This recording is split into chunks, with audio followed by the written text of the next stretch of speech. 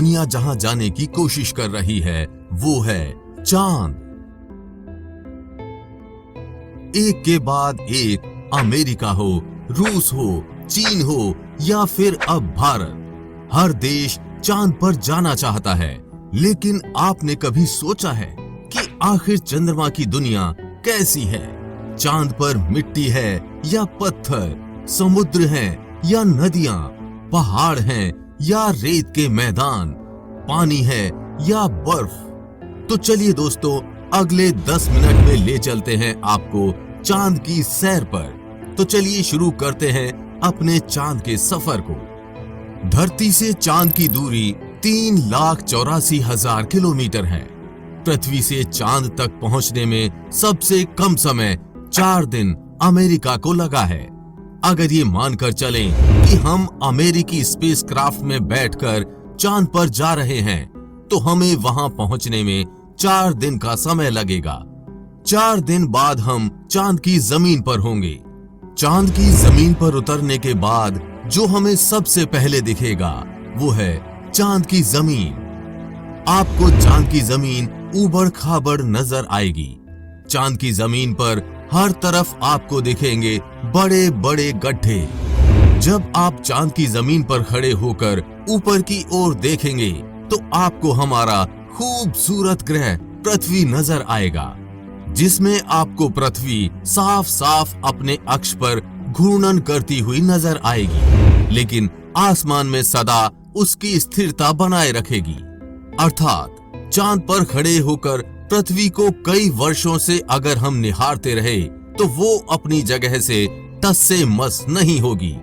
चांद का गुरुत्व आकर्षण पृथ्वी के मुकाबले 6 गुना कम है, यानी चांद की जमीन पर जाने के बाद हमारा वजन 6 गुना कम हो जाएगा। यदि पृथ्वी पर हमारा वजन 60 किलो है तो चांद की सरफेस पर आपका वजन केवल 10 किलो ही रह जाएगा। यानी चांद की जमीन पर उतरने के बाद आप अपने आप को काफी हल्का महसूस कर रहे होंगे। आप इधर उधर आसानी से उछल पाएंगे। इसी कारण नील आर्मस्ट्रॉन्ग जब चांद पर चल रहे थे तब उछल उछल कर चल रहे थे, क्योंकि दोस्तों चांद पर पृथ्वी की तरह चल पाना संभव नहीं है। चांद पर नील आर्मस्ट्रॉन्ग और उनके साथियों के कदमों के निशान आज भी चांद पर मौजूद हैं, क्योंकि वहां पर हवा न होने की वजह से वे निशान मिटे नहीं। फिर थोड़ा चलने के बाद जब आप चांद पर इधर उधर देखोगे तो आपको बहुत सारा कचरा, बैग, पेपर, बहुत कुछ क्षतिग्रस्त सैटेलाइट्स और यान मिलेंगे। ये सारा कचरा हम इंसानों ने फैलाया है। ये कचरा इतना ज्यादा है कि 5 ट्रक भर सकते हैं। चांद पर कचरा, बैग, पेपर अंतरिक्ष यात्रियों ने फेंके थे, जिसमें उनकी मल मूत्र और उल्टियां हैं। अब आप चांद की जमीन पर खड़े हैं तो आपको सबसे ज्यादा खतरा आसमानी मौत का है। जी हां, आसमान से आने वाली मौत। चांद का गुरुत्व आकर्षण कम होने की वजह से इसके पास कोई भी वायुमंडल मौजूद नहीं है। वायुमंडल की नामौजूदगी वहां पर रहने वालों के लिए उल्का पिंड जैसे खतरे का डर लगातार बना रहता है। यानी आप चांद पर खड़े हैं और पता नहीं कब एक बड़ा पत्थर आसमान से उड़कर आएगा और आपकी मौत वहीं पर हो जाएगी। यही वजह है चांद पर बड़े बड़े गड्ढों की।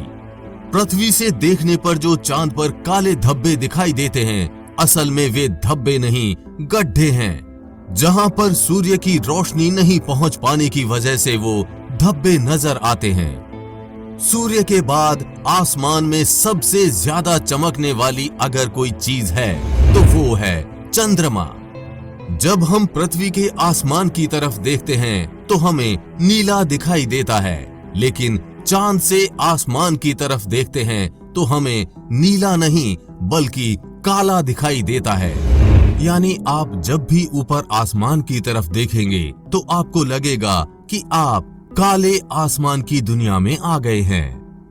अब चांद पर खड़े होकर आप बहुत बोरिंग फील कर रहे हैं, और हम मजाक नहीं कर रहे। अमेरिकी अंतरिक्ष एजेंसी नासा ने वर्ल्ड रिकॉर्ड में अपना नाम दर्ज करवाते हुए चांद पर वाईफाई की सुविधा उपलब्ध करा दी है, जो कि 19 Mbps तक इंटरनेट स्पीड देता है। यानी आप आराम से चांद पर इंटरनेट चलाकर अपना एंटरटेनमेंट कर सकते हैं। अब आपका मन कर रहा है इंटरनेट तो बहुत हुआ, अब चांद से मैं पृथ्वी पर अपने घर फोन करके बात करते हैं। आपने फोन मिलाया, फोन लग भी गया, लेकिन ये क्या, आप बोल रहे हैं लेकिन आपकी आवाज मुंह से बाहर नहीं आ रही है। जी हाँ, ये सच है। चांद पर आप कितना भी जोर से चिल्ला लें, आपकी आवाज मुंह से बाहर नहीं आएगी। धरती पर वायु की हमेशा हर जगह उपस्थिति रहती है, लेकिन चंद्रमा का अपना कोई वायुमंडल नहीं है, इसलिए वहां पर ध्वनि तरंगों का संचरण सामान्य रूप से संभव नहीं। यदि आप चंद्रमा पर किसी को पुकार कर बुलाना चाहेंगे तो उस तक आपकी आवाज नहीं पहुंच पाएगी। परंतु चंद्रमा पर एस्ट्रोनॉट्स प्रेशराइज्ड स्पेस सूट में रहते हैं, जिसमें ऑक्सीजन व नाइट्रोजन भरकर कृत्रिम रूप से वायुमंडलीय दबाव बनाया जाता है। इसलिए वे सूट में बात कर सकते हैं और उसमें लगे माइक्रोफोन की मदद से किसी अन्य व्यक्ति तक भी अपनी बात पहुंचा सकते हैं। इस तरह से चंद्रमा पर टेलीफोन के काम करने में तो कोई समस्या नहीं है, लेकिन आपको ध्वनि को अपने मुंह से माइक्रोफोन तक पहुंचाने के लिए किसी माध्यम जैसे वायु की आवश्यकता पड़ेगी, जो कि स्पेस सूट अथवा भविष्य में किसी हैबिटेट में ही संभव है। भविष्य में अगर चांद पर इंसानी बस्ती बनती है तो ये संभव है कि टेलीफोन से चांद पर बात की जा सकती है, लेकिन चंद्रमा से पृथ्वी तक सिग्नल पहुंचने में लगभग 1.27 सेकंड का समय लगता है। इसलिए पृथ्वी से संपर्क के दौरान आपको रुक रुक कर बात करनी पड़ेगी। अब चांद पर हमको रहना है, तो अब बात करते हैं चांद पर दिन और रात के बारे में। चांद को पृथ्वी का एक चक्कर लगाने में 27.3 दिन लग जाते हैं और अपने अक्ष पर भी एक चक्कर लगाने में इतना ही टाइम लगता है। यही वजह है कि चांद पर हमें एक बार में एक ही भाग दिखता है, दूसरा भाग छिपा रहता है। वहीं चांद पर एक दिन करीब 14 दिन का होता है, रात भी इतनी ही लंबी होती है। लिहाजा चांद की सतह पर मौजूद वस्तुओं पर रात और दिन का बहुत ज्यादा असर होता है। रात में चांद का तापमान लगभग -153 डिग्री तक गिर जाता है, जबकि दिन में तापमान 180 डिग्री सेल्सियस तक बढ़ जाता है।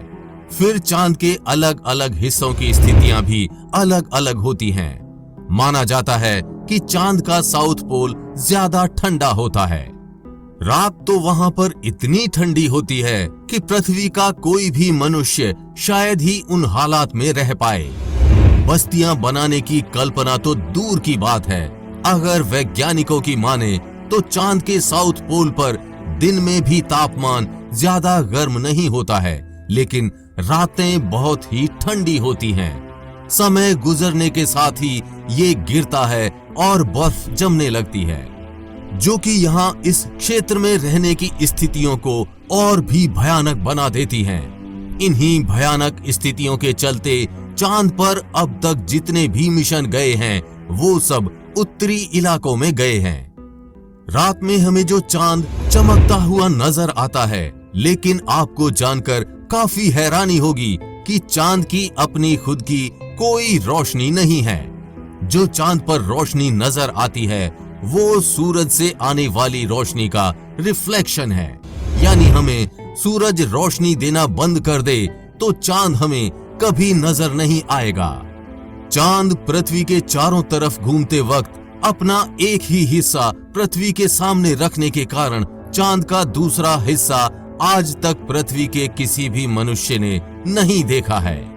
दोस्तों, चांद पर मौसम नहीं पाए जाते हैं, क्योंकि परिक्रमा के दौरान चांद अपनी धुरी पर सिर्फ 1.54 डिग्री तक तिरछा होता है, जबकि पृथ्वी 23.44 डिग्री तक झुकी होती है। इस वजह से दो बातें होती हैं। एक ये है कि चांद पर पृथ्वी की तरह मौसम नहीं बदलते, और दूसरी बात ये है कि चांद के ध्रुवों पर कई ऐसे इलाके हैं जहां कभी सूरज की रोशनी या किरणें पहुंच ही नहीं पाती हैं। यानी घूमते हुए अगर आप चांद के इन इलाकों में पहुंच गए तो बेहद ही भयावह नजारे होंगे। पृथ्वी की वजह से चांद पर मौसम नहीं बदलते, लेकिन चांद की वजह से पृथ्वी पर मौसम बदलते हैं। ये इंटरेस्टिंग फैक्ट आगे आप वीडियो में जानेंगे। पृथ्वी से गोल दिखने वाला ये चांद असल में गोल नहीं बल्कि अंडाकार है। हमारी धरती से हर साल चांद 1.5 सेंटीमीटर दूर खिसकता जा रहा है। हमारे सौर मंडल में कम से कम 135 चांद और भी हैं, लेकिन किसी पर जीवन का अस्तित्व नहीं है। पृथ्वी पर भी आज अगर जीवन संभव है तो सिर्फ चांद के कारण। कैसे? वो ऐसे कि जब पृथ्वी से थिया नाम का ग्रह टकराया तो धरती 23.5 डिग्री तक झुक गई थी, और अगर उस समय चांद ना बना होता तो ये फिर से सीधी हो जाती। चांद के गुरुत्वाकर्षण के कारण ही धरती अब तक झुकी हुई है। इसी झुकाव के कारण धरती पर अलग अलग तरह के मौसम पाए जाते हैं। यदि चांद ना होता और धरती सीधी हो जाती तो दिन और रात दोनों बराबर यानी कि 12 घंटे के होते, और दोनों ध्रुवों पर बर्फ ही बर्फ होने के साथ भूमध्य रेखा का क्षेत्र आग से झुलस रहा होता। आपको चांद का ये डरावना लेकिन जानकारियों से भरा सफर कैसा लगा? हमें कमेंट बॉक्स में लिखकर जरूर बताएं। चंद्रयान 3 पर आगे भी अपडेट्स आती रहेंगी, इसलिए अपडेटेड रहने के लिए चैनल को सब्सक्राइब करके बेल नोटिफिकेशन ऑन जरूर कर लें। जल्द मिलेंगे ऐसी ही इंफॉर्मेटिव वीडियो के साथ। तब तक के लिए बी हैप्पी, बाय बाय।